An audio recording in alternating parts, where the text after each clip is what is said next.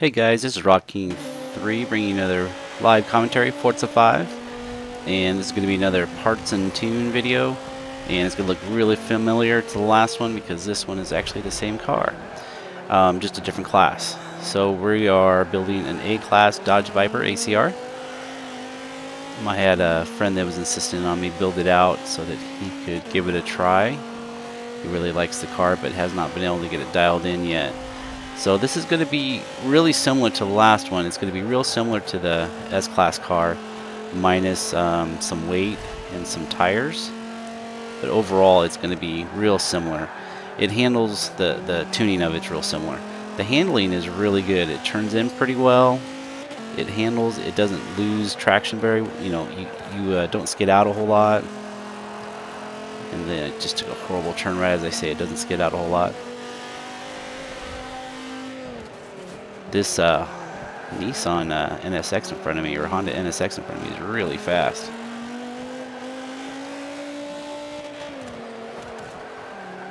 It's hard to make one of those Nissans really strong in this race. So having him have this car that fast is actually pretty impressive.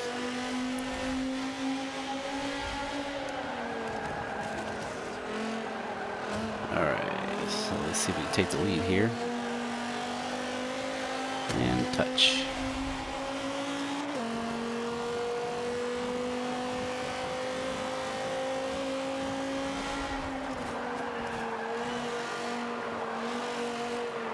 Alright, so if we end up beating him and not actually keep it clean, we'll go ahead and keep this lap.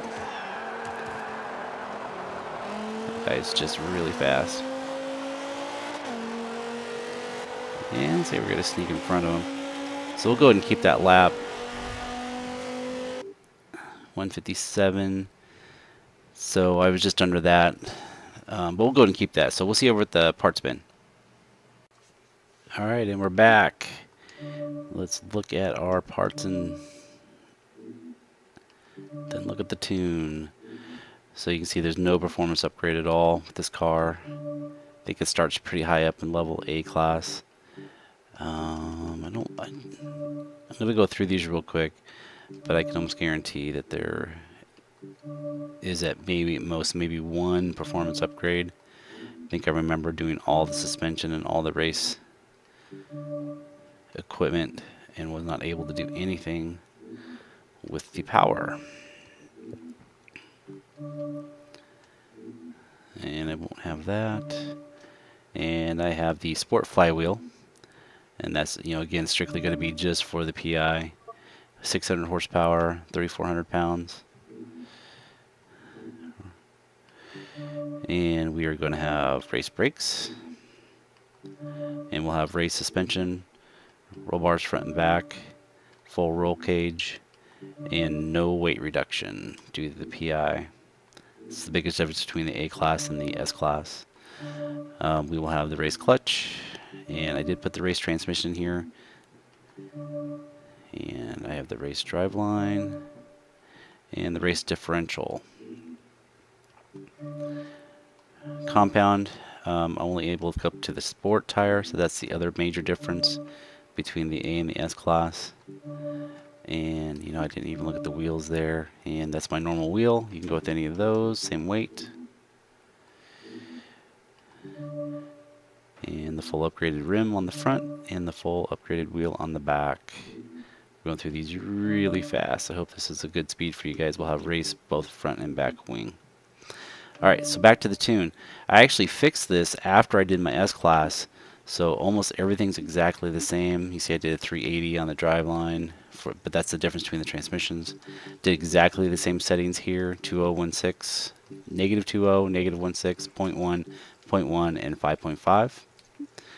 And I went ahead and matched my anti-roll bars. I had this one a lot softer. Stiffened that up a little bit. It actually does make it handle a little bit better. These are really good numbers.